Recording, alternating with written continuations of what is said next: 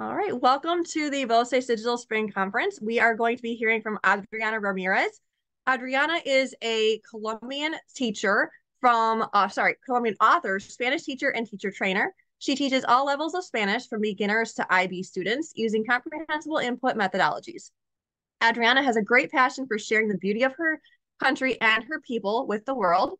You can see this love in all of her published novels. Today, she'll be sharing some easy to implement strategies for preparing students to read and enjoy easy to read books. You can find Adriana on Instagram at veganadri, or you can visit her website, adrianaramirez.ca. And I'm going to drop both of those in the chat once she gets started. So with that, Adriana, if you're all set to get started, we're ready to hear from you. Perfect. Thank you, Melissa. Thank you, Erin. Hello, everyone.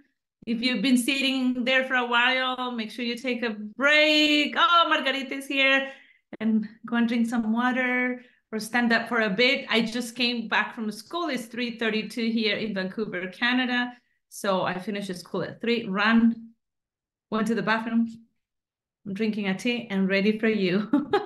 Okay, so I have 30 minutes to share a lot of things with you, and I love talking, so it's going to be hard. I'll do my best. I want to share a screen. Dun, dun, dun, dun. Okay, perfect. So thank you for being here. Thank you for sharing this time with us. I hope I can give you enough things, practical things for you to use in your classes. So I am going to be focusing right now on how to use easy to read novels in the class. Easy to read novels are graded readers written for level 1. When we work in the language learner literature, which is graded readers, we usually classify them in levels. Some people say 1, 2, 3, 4, 5. Some people say beginners, beginners low, beginners intermediate. It depends. I am very practical. I have 1, 2, 3, 4, 5. So basically level 1 is for my level 1 classes. Level 2 could be for some level 1s, for some level 2, for some level 3s. It depends. Today, I'm going to focus on easy to read novels, which are level 1s. Here is my information for Instagram. Please follow me on Instagram. I post a lot of things regarding using novels in the class, my YouTube channel, and my website. And these are the books that I'm going to be talking about today. I'm going to give example of these books. This is a collection, Por si las moscas, written by me and my dear friend Margarita Perez Garcia. The collection has 6 books. This one is almost out. And the idea is 8 books in total for the collection. And then that will be it, 8 books. And they are like super easy to read books. So what do I do with these books in the class? I use them all with my year 1 students and at the beginning of year 2. What do I do? Super easy, low prep activities. So why is it important to read? Should we read books with our level 1 students? Yes, of course. Reading is so important. You start building literacy skills. You start building endurance for reading.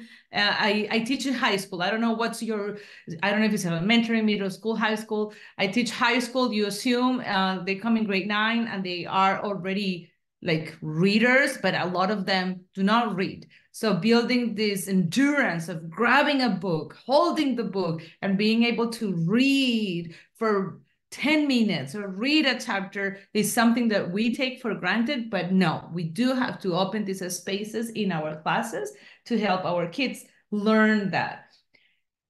They feel so successful when they can read a book in the target language. They feel so proud of themselves. Throughout the story, students will not only acquire language in a meaningful way, but also learn how to read in Spanish, build that endurance for reading. It is a nice break to the routine of the class. I use the stories, I teach with the stories, but maybe every 4 or 5 stories, I will stop, which is like a month and a half. I will stop and then I will read a novel with them that takes me around a week. And it is great to pause and bring all our knowledge together. So what is the first thing? The first thing that I do is TPR. TPR stands for Total Physical Response. It's a beautiful, very practical way to preload vocabulary for each chapter. What I do is that I read the book in advance and I make a list of all the action verbs, all the verbs that I can move with. I throw them in a PowerPoint just because I don't trust my head in the morning and I won't remember the verbs. So I throw them in a PowerPoint. Once they are in a PowerPoint, I will use them forever. And I use them to preload these words. So when they encounter them in the context of the chapter, they know what they mean. Are they going to acquire the words by doing TPR? No. They will acquire the words by the end of the whole process, the TPR and the reading and the personalized questions. All of that, it's part of the cycle of reading a novel and the process of acquiring the words. So I love it because it's movement. So they get to stand up, they get to move.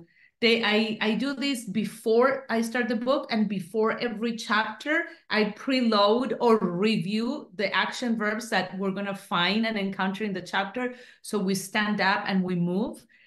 Sometimes if I see them tired, like we are half of the chapter halfway and it's Friday, last block, they're super tired, I will stop and then I will make them move one or two words. So TPR is great as a brain break. It's great to preload words. It's great for movement. Yeah, I already said all those things. So TPR. So I'm going to show you my PowerPoint. So I read the story, pulled out the words, and these are the action verbs that are part of the book. Because the books are very easy to read, a lot of the words overlap because they're simple books and they're working with the most frequent vocab. So if I'm going to use another book, I might add some slides, but generally these are very important words. So caminar, you don't have to put it fancy. I just asked my peer tutor to help me finding pictures that go with that, but it doesn't have to be fancy. So caminar, I would tell the class, toda la clase arriba, everyone up, toda la clase camina, toda la clase camina despacito, everyone walks slowly, toda la clase camina como un bebé, toda la clase mira. I know they know mira because I introduced it the first week. So I start recycling verbs that I know they know. Mira a la maestra y camina. So I start using words, verbs that they know already to add these ones, combine them.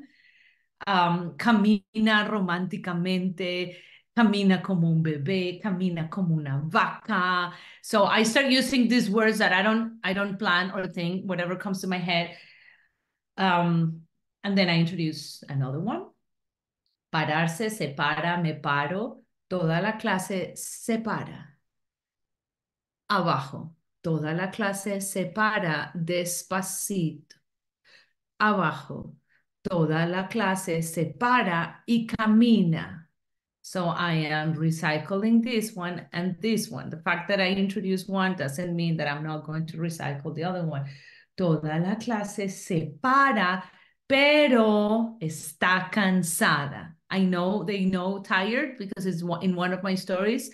So you stand up being tired and then you sit down again. So I make them move, which is great because our students are sitting down most of the classes. Like you walk by the math class, they're sitting down. You walk by social class, they're sitting down.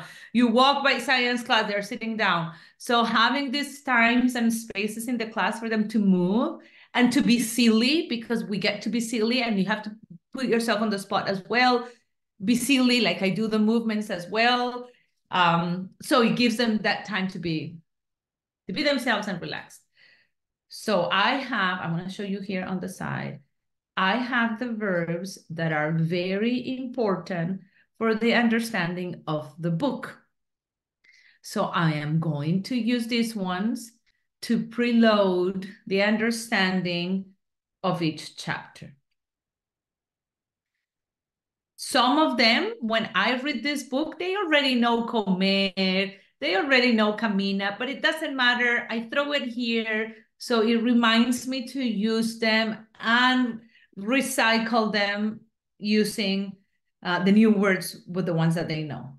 Caerse, caer, caerse, se cae, me caigo. I put this here so I remember to do different conjugations. Dar, abrir, entrar, dormir. So as you can see, these are the action verbs that I introduce doing TPR. So this is a pre-reading activity. I do it before I start the novel, but I also do it before I start every chapter.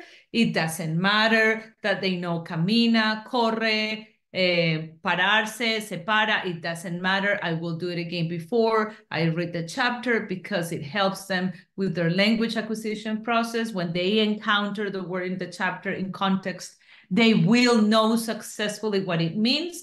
Also, the repetition helps the students that are low processors and they need more time and more exposure. So you're giving everyone what they need. So that is my first strategy. The second one is having also like a list of important words that I like on a PowerPoint as well, with pictures. So when we see that word, I don't have to translate it. I just show the picture. Remember, we're talking about easy to read books. So I have my action verbs, and then in the book, Soy yo la mosca, we talk about a lot of body parts. And I know they don't know all the body parts yet. So when we're reading cabeza, the word cabeza, they don't know it. I know when we read the book, they don't know that word. So I have it here. And then when I'm reading the chapter and I get to this word, I'm showing the PowerPoint, I'm projecting it, and I pointed it and I say, ¿qué es? ¿Qué es? In inglés, ¿qué es? I say it in Spanish, ¿qué es? In inglés, and I know someone will yell out and say, head, muy bien, cabeza. And then I would stop there. Toda la clase se toca la cabeza. I know they know tocar. We learn it pretty fast. Toda la clase mueve la cabeza. So even though cabeza is not an action verb, once I introduce it, I can make things with cabeza. So students can start interacting with that body part and the action verbs that I know they know or that I have been introducing with the book. Ojos, they know ojos, they know, but still, again, our responsibility is not assuming they know that. I know some of my students are fat. We all have this, like fast processors, slow processors, and it's okay. So when I have this, maybe the kid, the slow processor hadn't clicked in their head, ojos. Maybe I assume they know that, but actually a couple of kids don't know it. So when I am putting it up here, again, I'm giving everyone a chance again to understand this word. So I will go back to the TPR words and say crazy things like shake your eyes. Oh, how do you do that? I don't know. So mira a un amigo, sacude los ojos, sacude los ojos. So it's funny because it's hard. Like, who can do that? I don't know. Come, come con los ojos, come con los ojos. So I start recycling the verbs and the body parts. The body parts they are here because they're important to the story.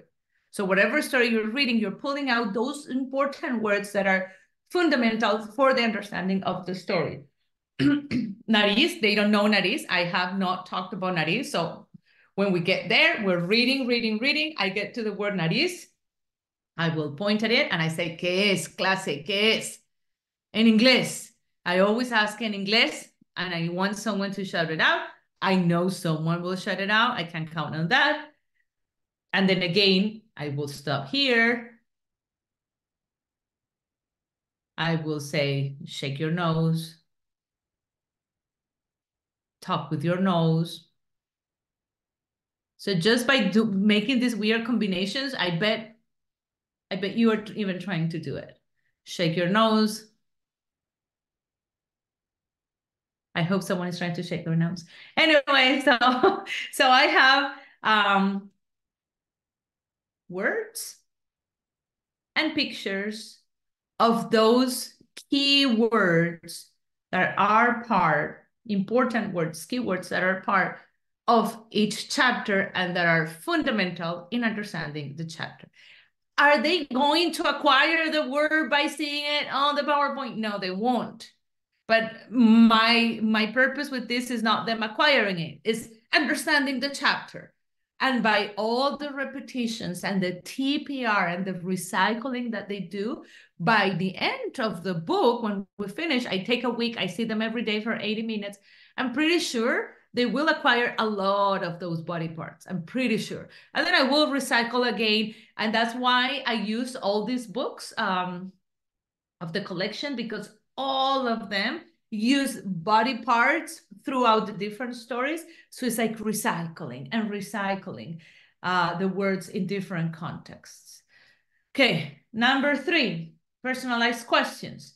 So an ability that we need to have as comprehensible input teachers is always, whatever we're doing, make it personal to the students. If it's a story, if it's a movie talk, a picture talk, reading a novel, have the ability to stop without preparing anything. You don't have to prepare. Of course, if you can prepare, good for you, but you don't have to prepare. Just to stop, you're reading about a fly eating, in the story, the fly eats poo. I know. So you stop it.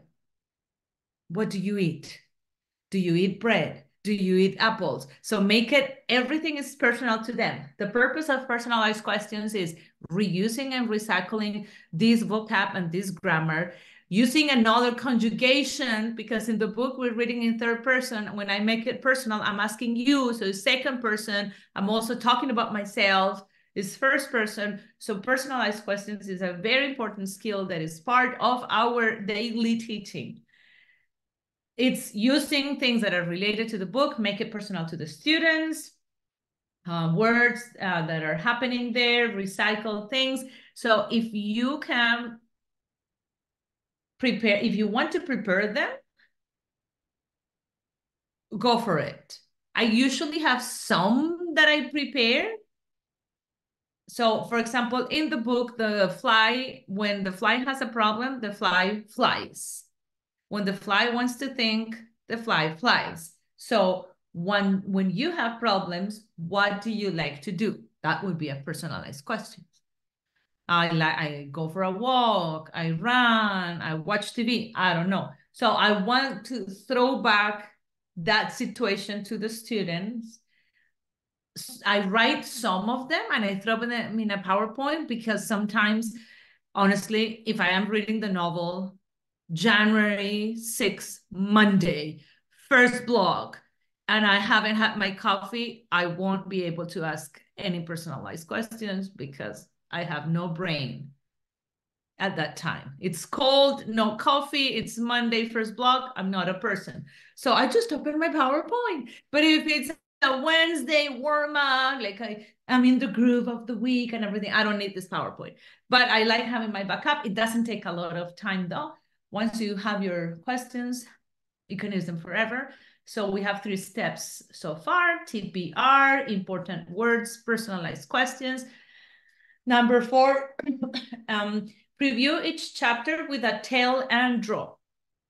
Sometimes you don't always have to do this. You don't have to do this for each chapter. But I find for some chapters, it's important to prepare the students to what is coming in the chapter, to what they are going to read through a tell and draw. Meaning, I'm going to draw and tell them. That's odd. I'm going to draw and tell them a little bit, not the whole thing, what is going to happen in the chapter without giving away the whole thing of the chapter. So I find some chapters are needed, but I find some chapters that you're introducing a new element, a new situation is happening. It's very powerful to prepare them to what is coming by doing some drawings and telling them, so the fly, it's looking for this, the fly hasn't been able to do that.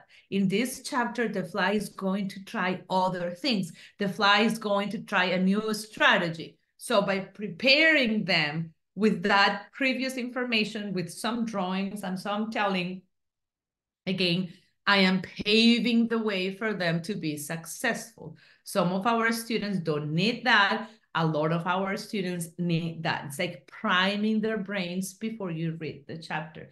This is zero prep. The only prep that you need is that you have read the book in advance, which hopefully you have, and you don't have to worry about your drawing skills. I draw super awful, and that's part of the fun because it makes you slow down. And then I do my stick people, and they make fun of my stick people, and they're like, people, come on, la maestra es perfecta, and then you joke with that. It becomes like a good environment. Now, number 5, smash doodles. I love the smash doodles.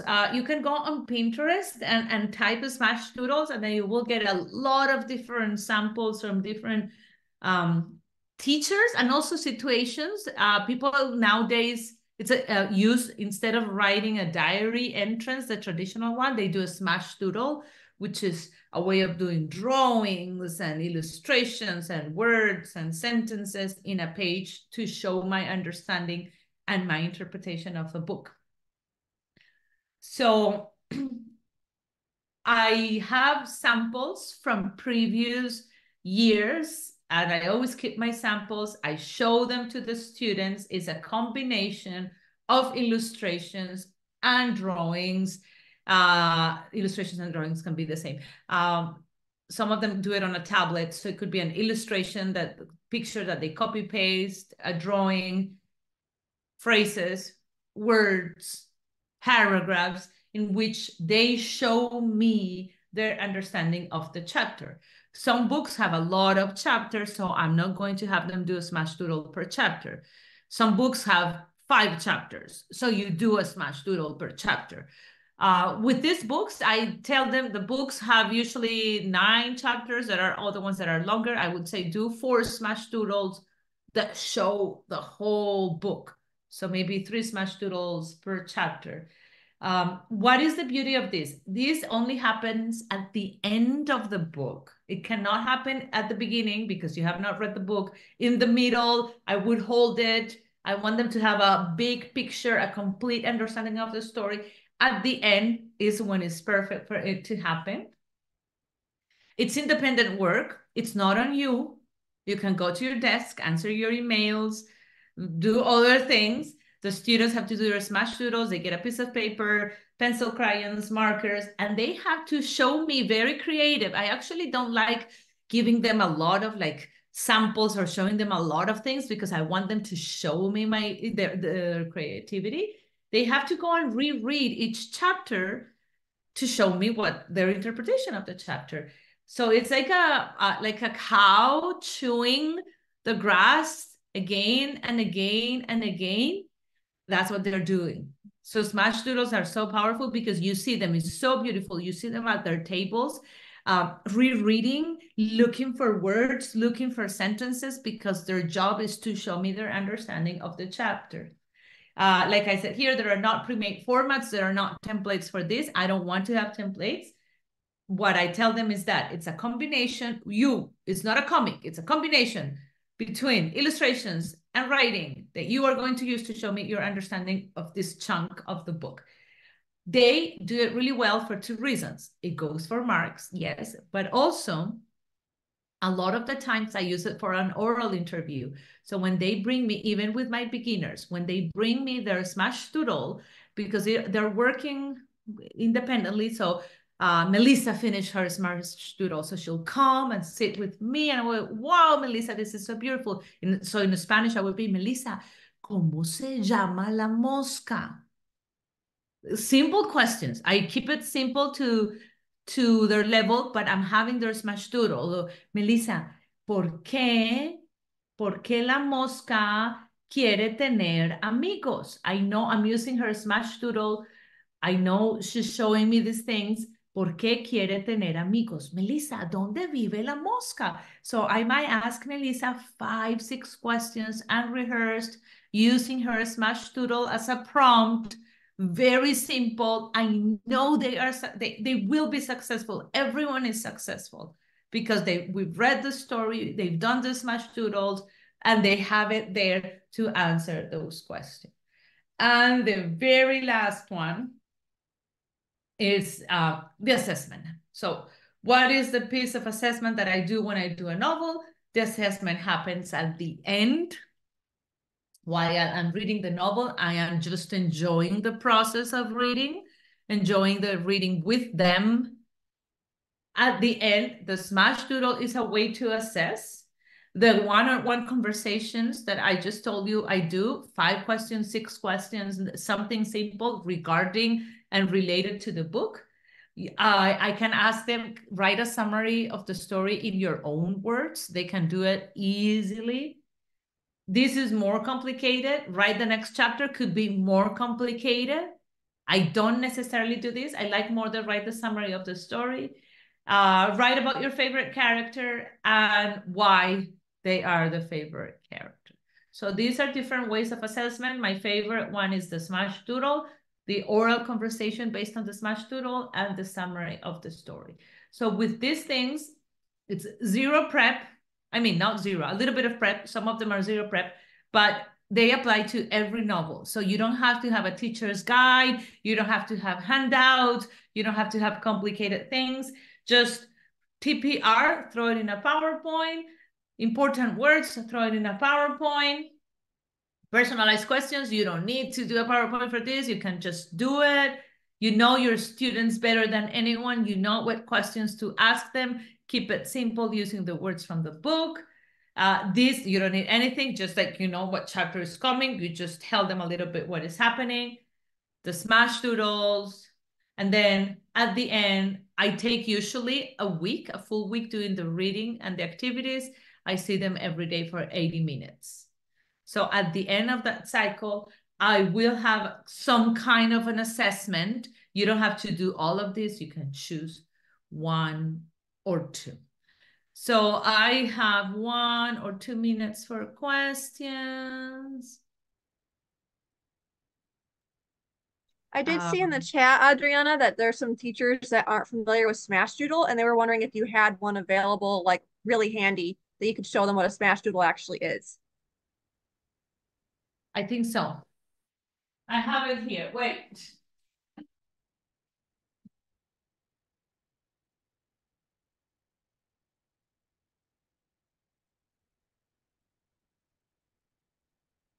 Well, of course, when I need it, it disappears.